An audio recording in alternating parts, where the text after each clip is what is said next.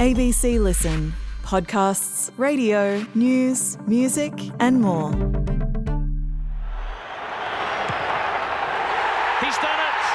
The hood is gone. The Bledisloe Cup remains on Australian soil and Matthew Burke is the hero. It's been more than 2 decades since the Wallabies brought the Bledisloe Cup back across the ditch to Australian shores. Every time they face up against the All Blacks, there seems to be another reason that the All Blacks are gettable, but seemingly they can't be got.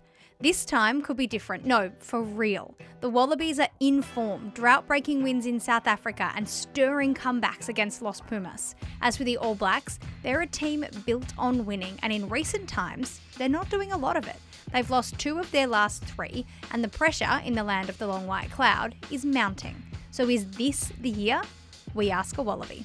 I'm Poppy Penny, and this is ABC Sport Daily. Wallabies Scrum-half Tate McDermott, you are preparing for a Bledisloe, but it's also your 50th cap for the national side. How special will it be for you to reach that milestone in what is a really big game, a test against the All Blacks at Eden Park on Saturday? Yeah, obviously the team hasn't been selected, but if I am lucky enough to be running now, yeah, it'd be a huge moment. Slow ball for the Australians. McDermott, dummies, gets low. Tate McDermott, he's in there. Tate McDermott has scored for Australia. Sustained pressure from the Wallaby goal. But to be honest, I'm just more excited to play with the team. Really, it's not about me. It's not about anyone else who's having milestones. It's about the team, and it's such an important fixture for us to really play a good brand of footy, and we're excited by the challenge that is the All Blacks.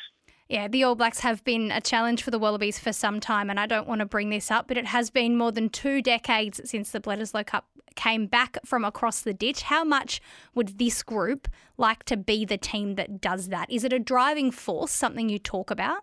I think every year you hear people come out and say this is the year, blah, blah. I think for us, we've got to really focus on ourselves. Of course, we'd love to be the team, but every team that's kind of come up against them would have loved to be the team as well. So what's important for us is what we do this week in preparation for the All Blacks, because they'll be stinging, particularly after their last result. 36-0 in the second half. The Springboks don't need to play any more footy. They've done it all. They have completely embarrassed the All Blacks with a magnificent performance, a record-breaking 43 points to 10. And we've got to make sure that we, shore up some areas of our own game. That we were poor against the Argentinians in a couple of facets. So for us, we've really just focused on ourselves, and we've got to make sure we get our preparation right. What has that focus looked like, I guess, since there's been some positive results in among some of those results, things that you'd like to sort of fix up? A tough, sort of tight British and Irish Lions tour earlier this year, drought-breaking win over the Springboks at Ellis Park, and then the comeback against Argentina, which is what's got a lot of people talking and got a lot of people excited. He gets it away. The ball! They go all in and they hit their jackpots! What a second half, Johnny. Oh, you can't believe it. They were down 21 points to 7 at halftime. They were in all sorts. They trailed by 3 with 60 seconds to go, but just kept going and going and going. Is there a sense of confidence in the group from those positive results? Yeah, there's definitely a sense of confidence, 100%. There's just been too many almost for us this year, and that's something we've been a little bit disappointed by. Gibson Park gives it to the left. Numbers for the Lions, and the series sealing try is scored on the left edge. Hugo Keenan of Ireland has won the test, has won the series in the last minute at the G for the British and Irish Lions. Our starts in particular, we've really let teams get a foothold in games and then had to claw back, so that would be really nice not to have that this weekend, because every time you give the All Blacks a lead, they're an incredibly good side and they're incredibly hard to chase down. So we've got to make sure we start well. And then just areas around our fundamentals of the game, we've got to improve. And, we've been training hard to try and shore them up. How do you go from being an almost team getting almost results to getting it done against a side like the All Blacks? What has the sort of keys of those reviews been? I think honesty is a huge pillar. We've got to be honest with each other. We've got to be honest that our performances haven't been where they wanted to be, even though there's been some positive ones. But the team we want to be, we're not there just yet. So we've got to keep working hard. And it's week by week, day by day for us. That's the only way we get better. That's the only way we move to where we want to go. And that's what we've been trying to do. There's been a couple of changes for the Wallabies. Two-time John Eales medalist Rob Valetini will be missing at least for this first test against the All Blacks with a tight calf. Pete Samu comes in. He hasn't played a test since 2023.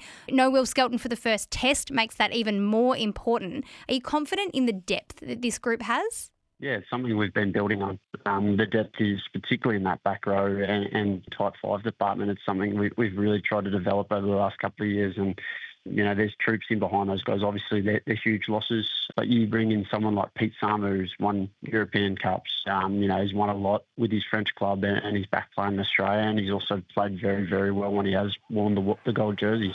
White spinning back to the open side. Corin Bettet. Lovely ball here for Samu, who's quick. Pete Samu looking for Corin Bettet. Back to Samu. Oh, that is wonderful. That is wild. That is amazing from the Wallabies. The double 1-2, Samu back to Marika, and Marika got his arms free. So, same in the second row department. We've got guys there that are capable of doing the job. So 100% I back the depth of this group. You've got the likes of Joseph Suaalii and the in-form Max Jorgensen playing their first Bledisloes. The noise has come up a few decibels at Ellis Park. O'Connor wide to Jorgensen. He has Frost and O'Connor there with Max Jorgensen. Miracle Max does it again. Is this really happening? And on top of that, Jorgensen is set to make his fullback debut. No Tom Wright, no Andrew Kellaway. How has that shift felt in camp, and what do you think it does, I guess, for the balance of the team? Yeah, well, it definitely changes a little bit, but you've got someone like Jorgo who grew up playing 15. He's played a lot of 15 for the Tars. So if he is there at the back, we're not quite sure exactly what the makeup of our back three will be. Obviously, losing Kells and Tom Wright's pretty big because they're both influential and important players. But similar to what I was talking about before, we back our back three depths. We've got speed, we've got power. So whatever way Joe chooses to go, those boys will be ready to do the job. How do you make sure some of those younger guys who are maybe newer to this setup than, say, yourself, how do you make sure that they have the confidence and the backing of the team? Are there things that you say to them? Are there certain things that you set up in training to make sure that they feel confident? I think it's just about, again, it comes back to what they do throughout the week. And, Joe's been really good in driving that. The leaders have been really good in driving that. We've got an environment here where we want to get better and we want to make each other feel better, and that's how we do it. Training, we train bloody hard against each other to ensure that when that pressure comes on the weekend, we've at least experienced it at training first, and then we can respond a bit better when it comes in the game. I feel like every time the Bledisloe rolls around, there's a reason that the Australian media are saying the All Blacks are gettable, and yet they still hold the trophy. This year, the reason is that they've had sort of a lean run of form. They've come in with a couple of surprise losses, I suppose, one to Argentina and a big one to the Springboks. So are the All Blacks gettable this year? I'm not going to use the word gettable. I think the All Blacks are a terrific side and have been for a number of years. There's a reason we haven't been able to get the Bledisloe for 20-odd years. And, yeah, I think for us, like I said before, we've got to make sure we prepare well. We look at last year, we gave them a 3-try head start on us and we almost chased them down. But, again, almost is what we want to get away from. Sevilla takes it away and kicks the touch. And the Wallabies fight back comes up just short, and the Bledisloe Cup will stay in New Zealand for another year. It's going to be a huge fixture and we're all really excited for it. Have you started looking at, or where do you see the sort of chinks in their armour? Where do you think that you can attack the All Blacks? It's hard to say. I think they don't have many chinks to answer your question. So when we put pressure on them, we need to make sure we do it for long periods of time. We need to make sure we have periods where we hold the ball and really work our attack on them, just to see the chinks in real life out in the field, and that's what we'll be aiming to do. So without giving away too much, we really respect them as a team. You have to because of history, but we want to make sure we're raring to go. More broadly, Tate, in the rugby world, reports that Mark Nwangana-Tuase has indicated that he's keen to come back to rugby at the end of next year because the lure of the home Rugby World Cup might prove too much, and you can understand that. I'm sure it's something that's on your horizon as well. Has there been much chat, I guess, within the group about his return? Would you be happy to have him back in the Australian fold? There hasn't been much chat just because we're pretty focused on what is a huge week for us. But, obviously I was at the World Cup with Marky, and, the disappointment from 2023 would be burning in the back of his mind. He's a good mate of mine. Of course, we'd be more than happy to bring him back in. But we've also, that's about a year and a bit away. So we've got to make sure that the fellas at the moment who are doing a job, that our focus is on them because they've been playing some really, really good footy. The talk is that he would come back via sort of playing rugby overseas, potentially in France, and the rules have kind of been tweaked so that he can do that and then also represent the Wallabies. There's potentially quite a lot more money in a move overseas. Is it something that has been, I guess, more broadly discussed or is being more broadly considered by the Wallabies playing group, the option of playing overseas as opposed to Super Rugby? No one really talks about it, to be honest. That's nothing new. You've always been offered more and you always get paid more overseas, but the gold jersey and living in Australia, that's the attraction. And that's where our focus is at the moment. There will be many Queensland Reds fans who are very happy to hear that from you, Tate. They'll be very pleased to know that you're not going overseas. Hey, good luck across the ditch on the weekend. We hope that you bring that Bledisloe back to Australia with a chance to seal it in Perth. Thank you very much. Thanks for having me. Headlines. England has announced their 16-man squad for the Ashes and they're coming with pace. The likes of Jofra Archer and Mark Wood headline a 6-man pace attack, while Harry Brook has been elevated to vice-captain, replacing Ollie Pope in that role, who's battling mixed form in recent tests. Injury clouds over several key players, including captain Ben Stokes, will be key to how England line up for the first test in Perth on November 21. Basketball, and 12 months ago, Opal's coach Sandy Brondello was leading her WNBA side to a championship. Carlton lobs it in, taken away by Beamish, off to Stewart. 28 years in the making, the New York Liberty are WNBA champions. The original franchise has its very first title. Fast forward to today, and she's been let go by the New York Liberty after they failed to get out of the first round of the playoffs. The Liberty were crippled by injury in season 2025, making their title defence incredibly challenging.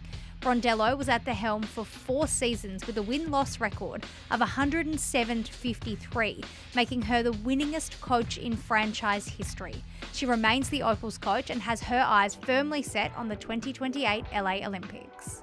In the AFL, Hawthorn's Mabior Chol will be free to play round 1 in the 2026 season after the tribunal overturned a 3-week ban for a tackle that left Geelong's Tom Stewart concussed. Another Geelong player down too. Stewart has stayed down from the previous collision. Yeah, I reckon he's got knocked out from the tackle.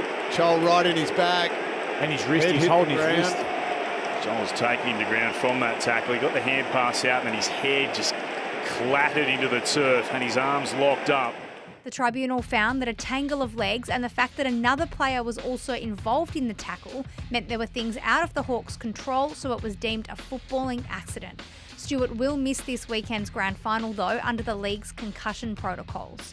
Also in the AFL, there are reports that Western Bulldog Jamara Ugle-Hagan could be open to a move to the Gold Coast Suns if a suitable trade can be worked out between the two clubs. Boundary throw in, Jamara Ugle-Hagan sharks it, and Ugle-Hagan's got 4. The next-gen star putting his talents on show. And the Dogs are back out by 17.